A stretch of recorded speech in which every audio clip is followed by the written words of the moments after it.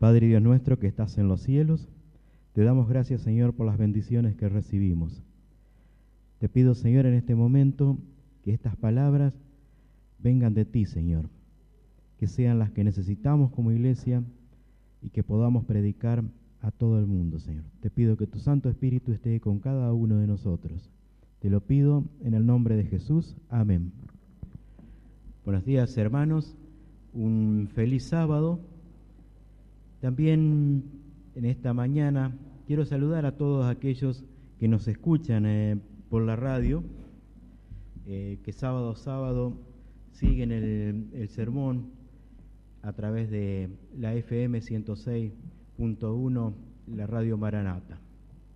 También quiero enviarles un saludo muy especial a todos aquellos internos, en especial de la Unidad Penal 9, que el sábado pasado tuve el gusto de compartir con ellos en una ceremonia bautismal que 3 preciosas almas se entregaron al Señor, y así poco a poco se va formando un grupo. Alrededor de 25 o más internos estuvieron ahí presentes en esa ceremonia, escuchando y viendo el testimonio de sus compañeros que entregaban las almas a Cristo. Fue una muy linda experiencia, por eso quiero aprovechar a mandarles este gran saludo, porque siempre se los enviaba, pero se los enviaba a través de la radio y no conocía sus caras. Así que el sábado pasado tuve la oportunidad, como les dije antes, de estar con ellos. Así que un gran abrazo, que el Señor los bendiga y también espero que hayan pasado una hermosa Navidad ayer. Vamos a leer, antes de comenzar, Mateo 1:21. Libro de San Mateo 1:21 nos dice: y dará a luz un hijo y llamará su nombre Jesús, porque él salvará a su pueblo de sus pecados. Con respecto a la Navidad, muchas veces nos cuestionamos, nos preguntamos si esta es la fecha real del nacimiento de Jesús. Muchas veces nos cuestionamos estas cosas y para eso vamos a ubicarnos un poquito geográficamente. La ciudad de Belén está ubicada en el hemisferio norte, o sea que mientras nosotros estamos aquí con aire acondicionado, con bastante calor, ellos en esa zona están con frío, porque es lo contrario, ¿no es cierto?, del hemisferio sur al hemisferio norte. Como ejemplo, por ejemplo, la Nochebuena allá hizo alrededor de 6 grados de temperatura, una noche bastante fría. Pero vamos a ver algunos detalles en el registro bíblico. Vamos a ver San Lucas 2, 1 y 3. Dice: por aquellos días Augusto César decretó que se levantara un censo en todo el Imperio Romano. Vamos al 3. Y así que iban todos a inscribirse, cada cual a su propio pueblo.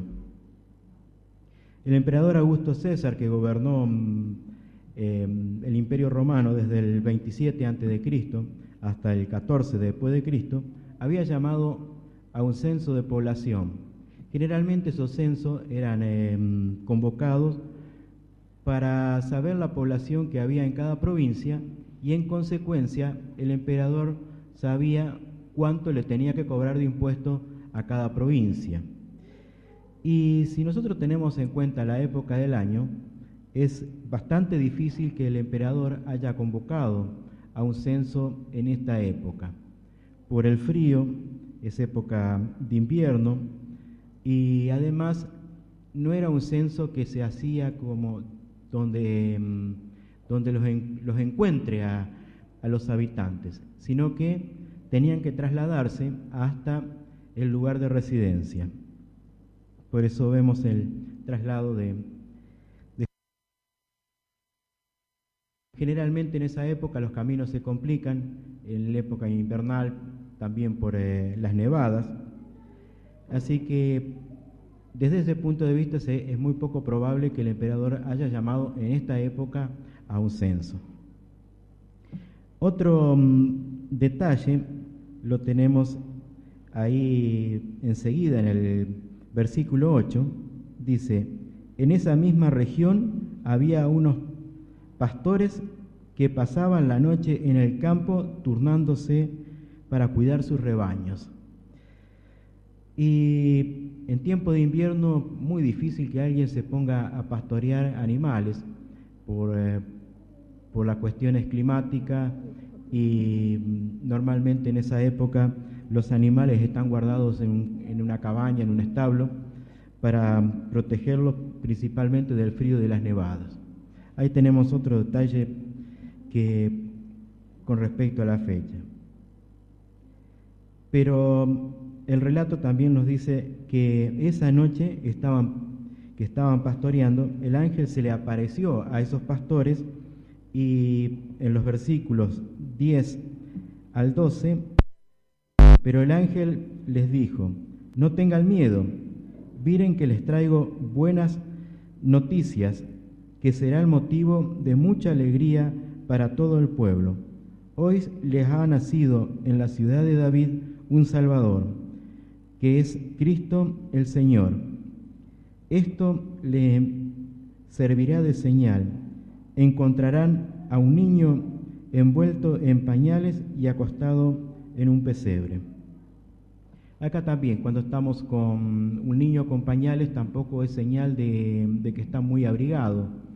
O sea, generalmente está ligero de ropa, y también dice que está acostado en un pesebre. Un pesebre es una especie de batea donde se le da de comer a los animales. Y ahí nos da la pauta de que ese lugar estaba desocupado, porque si hubiese sido en época de frío, tendrían que haber estado los animales en ese lugar, y el mesonero no lo hubiese podido alquilar como se lo alquiló en ese momento. Pero podemos seguir con detalle, ¿no es cierto?, sobre esto, pero el objetivo no es los detalles, sino que lo importante es el nacimiento de Cristo. Podemos discutir la época, podemos seguir hablando de la parte comercial que tiene la Navidad, que es mucha, pero lo importante para nosotros es poder utilizar esta fecha para predicar la venida de Cristo. Eso es lo realmente importante. Y recordar la promesa que le hizo Dios a José cuando José ya estaba abatido, pensando en abandonar a María, que había quedado embarazada, ¿no es cierto? Y él pensaba abandonarla para no repudiarla. Y vamos a ver esa promesa en San Mateo 1, 20 y 21. San Mateo 1, 20 y 21 dice: pero cuando él estaba considerando hacerlo, o sea, estaba considerando en abandonar a María, se le apareció en sueños un ángel del Señor y le dijo: José, hijo de David, no temas recibir a María por esposa, porque ella ha concebido por obra del Espíritu Santo. Dará a luz un hijo, y le pondrás por nombre Jesús, porque él salvará a su pueblo de sus pecados. Esta promesa es la más importante, es muy importante. Le estaba anunciando a José, y por extensión a todos nosotros, que quien iba a nacer era el Hijo de Dios, que vendría a salvar al pueblo de sus pecados, a salvar al pueblo de sus pecados. O sea que esta promesa no era solamente para ese momento, para los habitantes de esa época, sino es para todos. Porque cada uno de nosotros, al pecar, quedamos condenados a muerte. Esa es la condena del pecado.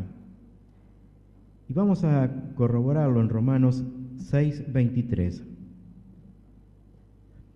Romanos 6:23 nos dice: porque la paga del pecado es muerte, mientras que la dádiva de Dios es vida eterna en Cristo Jesús nuestro Señor. O sea, mi condena era una condena a muerte. Pero bueno, aquí este versículo, por ahí nosotros decimos, pero ¿cómo? El versículo dice que la condena es muerte, pero por otro lado dice que tenemos vida eterna. Pero esa vida eterna la conseguimos gracias a Jesús que vino a esta tierra, a sufrir castigos, azotes, y a raíz de eso, la condena mía, que era a muerte, se transforma en vida eterna. Jesús sufrió, y esto lo hizo todo para estar más cerca de nosotros y para salvarnos. Y esto creo que es lo importante en la Navidad, que tenemos un Salvador, que ese Salvador vino por primera vez a enfrentar dolores, a enfrentar las consecuencias que tendríamos que haber enfrentado nosotros como pecadores. Pero más importante que eso, que Él triunfó. No solamente que lo enfrentó a los problemas, sino que triunfó, le ganó a la muerte. Y para triunfar, para ganar a la muerte, podemos estar seguros que Él no lo hizo solo, porque Él era humano en ese momento. Y en este momento es época de reflexiones también. Tenemos que reflexionar en esta fecha importante, ¿no es cierto? Pero muchas veces en esta fecha, en lugar de dedicamos tiempo a pensar y a comer, tomar en exceso, más que pensar en las palabras de Salomón, cuando nos dice en Eclesiastés 5:20. Eclesiastés 5:20. 5:20 nos dice: y como Dios le llena de alegría el corazón, muy poco reflexiona el hombre en cuanto a su vida. Muchas veces muy poco reflexionamos.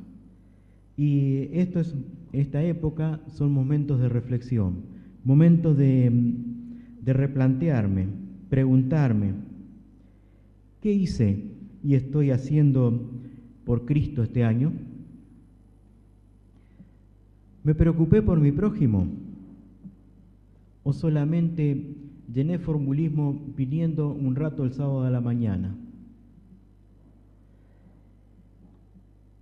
Es muy importante empezar a hacer el inventario de nuestro 2015. ¿Qué es lo que hicimos? ¿Cómo lo planteamos? ¿Cómo lo encaramos? Para comenzar en pocos días un 2016 más cerca de Dios, más cerca de Cristo. Un año nuevo con planes, pero muchas veces esos planes nos dirigimos a ver si puedo cambiar el auto, si voy a tener una mejoría en el trabajo, si tendré alguna ayuda o algún beneficio siempre material, ¿no es cierto? Pero yo pregunto, ¿hacemos los mismos planes para estar con Cristo? Si el año pasado el balance nos da negativo, tratemos de cambiar este año que empieza. Cambiar de nuevo, porque es una oportunidad de comenzar de nuevo y encontrarme con Dios, más de lo que venía haciéndolo, y si por alguna razón nunca lo hicimos, tenemos una oportunidad de empezar de nuevo. Pero vamos a ver cómo comenzaba Cristo el día, cómo podemos empezar a comenzar de nuevo o comenzar a estar más cerca de Dios. Vamos a San Marcos 1:35. San Marcos 1:35.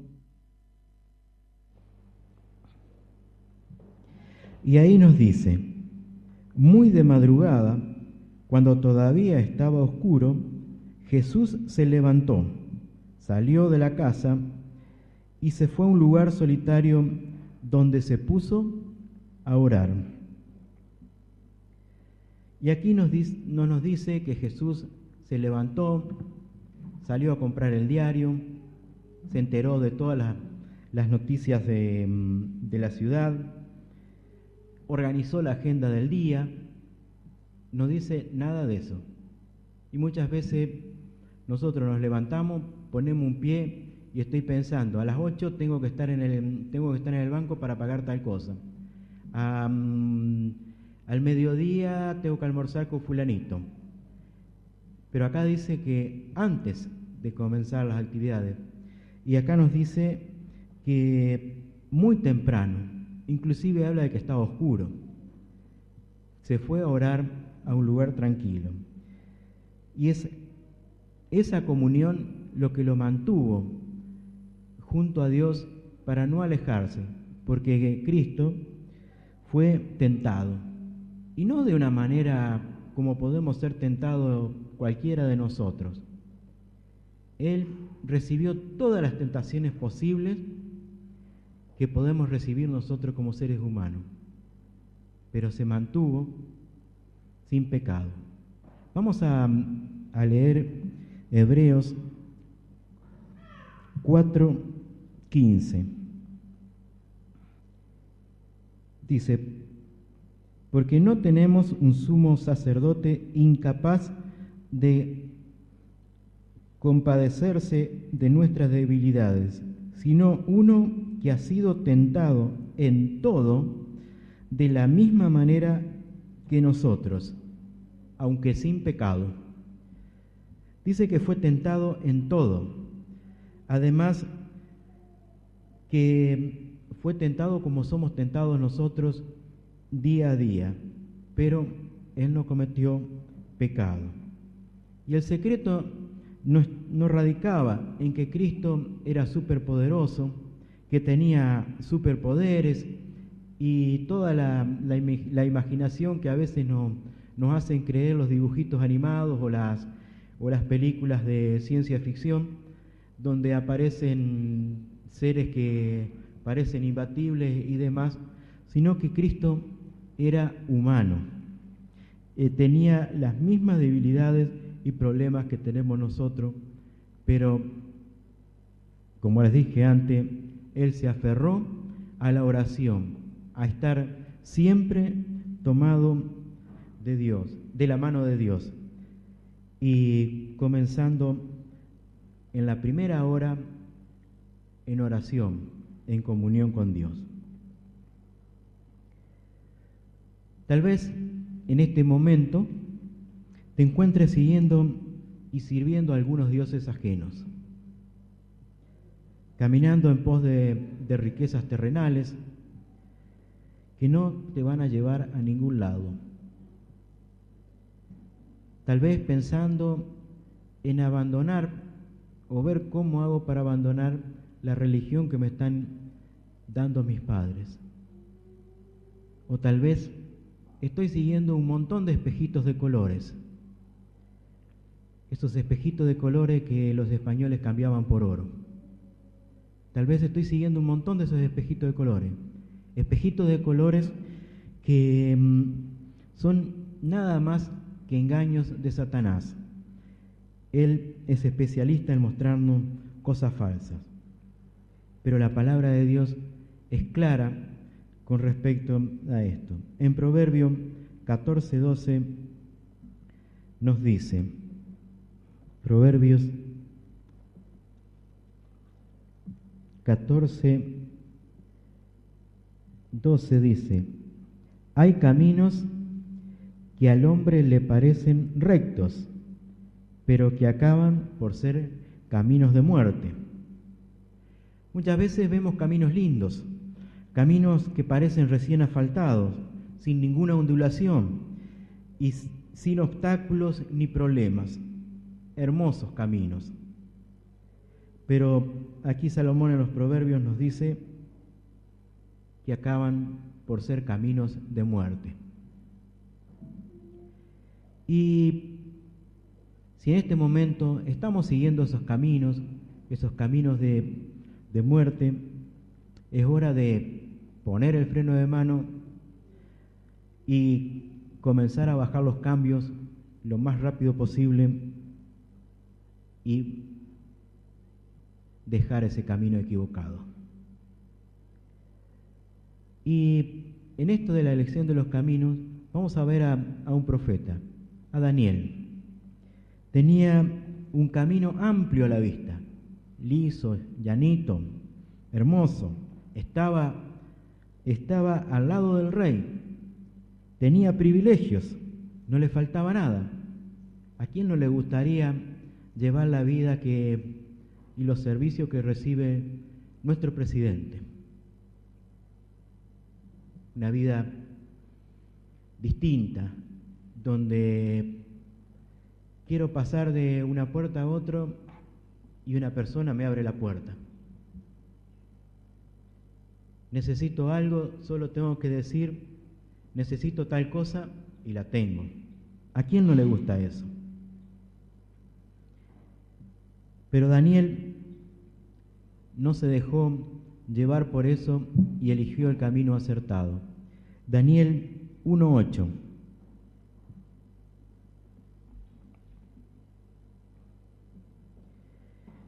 Daniel 1:8 nos dice, pero Daniel se propuso no contaminarse en la comida y el vino del rey, así que le pidió al jefe de oficiales que no lo obligara a contaminarse. Fíjense en que Daniel en ese momento era prisionero, había sido llevado a Babilonia. No estaba en el mejor terreno como para pedir cosas especiales. No tenía muchas prerrogativas, o sea, no podía pedir mucho porque estaba prisionero. Y cuando no se cumplía en esa época la orden del rey, y había un pequeño problema. Se pagaba muchas veces con la vida. Era condenado a muerte las personas. Pero él, a pesar de esa situación, él pidió no contaminarse. Y a veces tal vez uno hubiese dicho, pero bueno, yo como acá esta comida que me da el rey, está rica, es linda, tiene buen sabor. Total, cuando me dejen en libertad y vuelvo de vuelta, dejo de comer esta comida y ahí sí como la comida que Dios me manda en la palabra, en su palabra. Hubiese sido lo más fácil, ¿no es cierto? Total, uno dice, es un tiempo, pero Daniel dice que no lo obliguen a contaminarse, le pidió. Así que, y eso en otra situación, más adelante también está en una situación más crítica. Vamos a pasar a Daniel 6:13.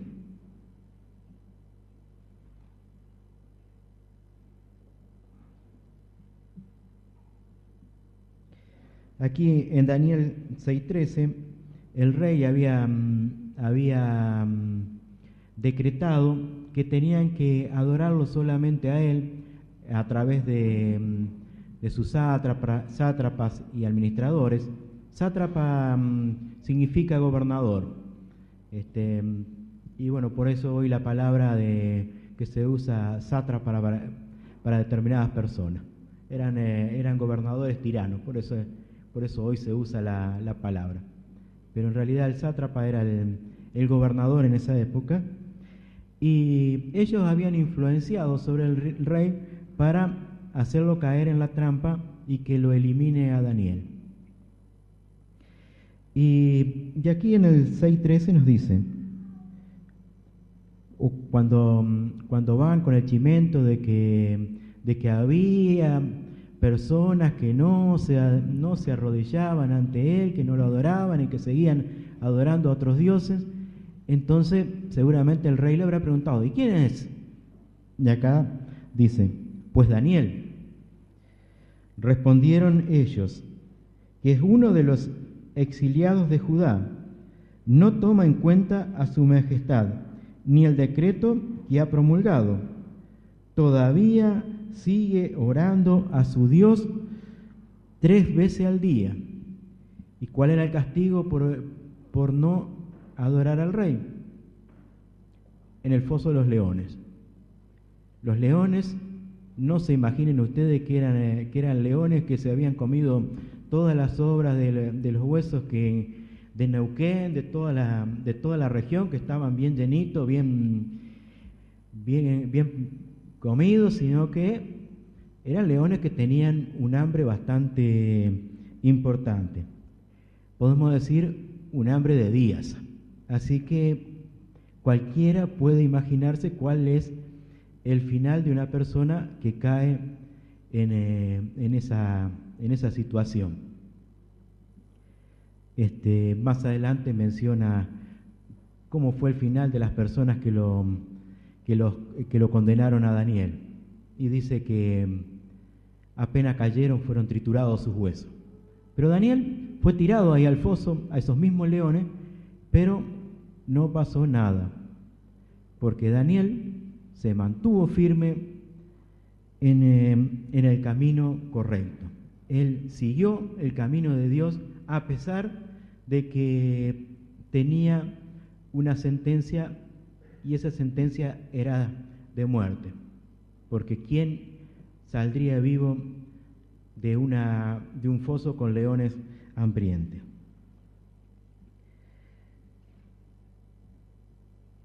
Pero también tenemos que identificar el camino verdadero. Vamos a San Mateo 7:14.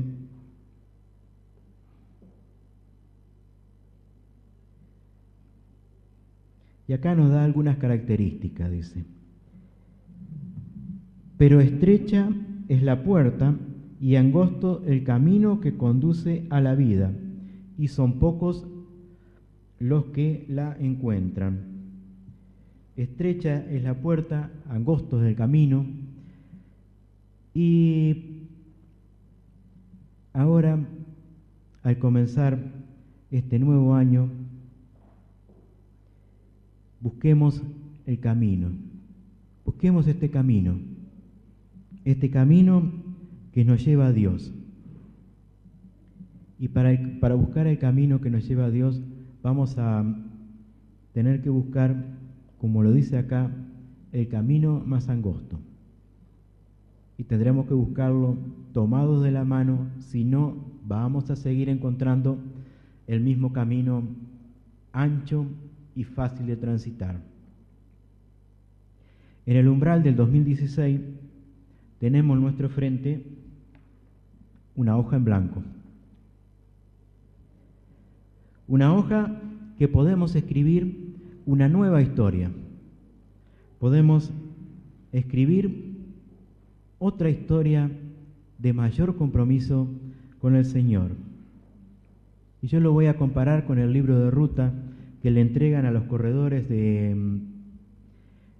de rally o del Dakar, antes de largar la carrera. Ellos tienen un itinerario marcado, pero en ese itinerario yo puedo ir de acá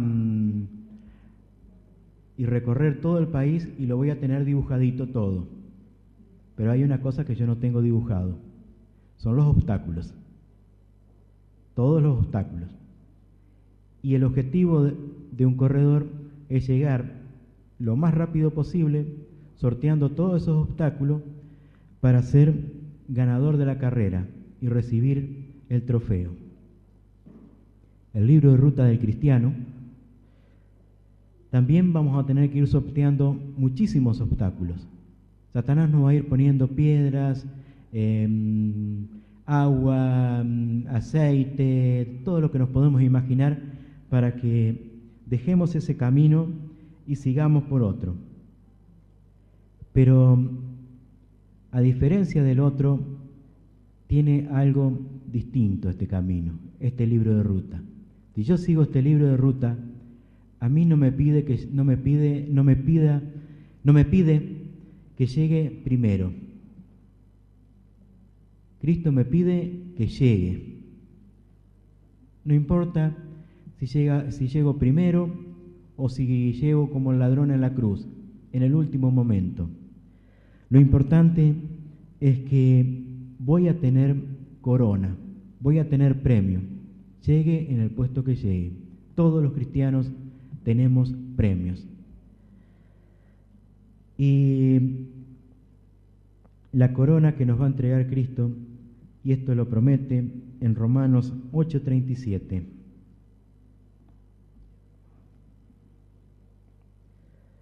Romanos 8:37 dice: sin embargo, en todo estos somos más que vencedores por medio de aquel que nos amó. Y vaya si nos amó. Nos amó tanto que fue capaz de venir a este mundo, sufrir desprecios, castigos, heridas. Y no solo eso, sino sufrir la muerte que nos tocaba a nosotros. Pero en Cristo nosotros sabemos que tenemos vida eterna, porque Él venció a la muerte. Él ya la venció y nos promete la vida eterna, y es por gracia. Él nos da esa vida eterna y nos regala. Hermanos, no dejemos de escribir nuestra hoja de ruta para este 2016. Pero no olvides una cosa, de escribirla en todo momento tomado de la mano de Jesús. Y no solamente escribirla, sino durante el próximo año seguirla tomado de la mano de Dios, buscándolo día a día a Dios en esa primera hora, antes que todo. Que Dios los bendiga y esperemos que cuando lleguemos a fin del 2016 podamos decir: este año estuve mejor que el 2015 porque estuve más cerca de Cristo. Amén.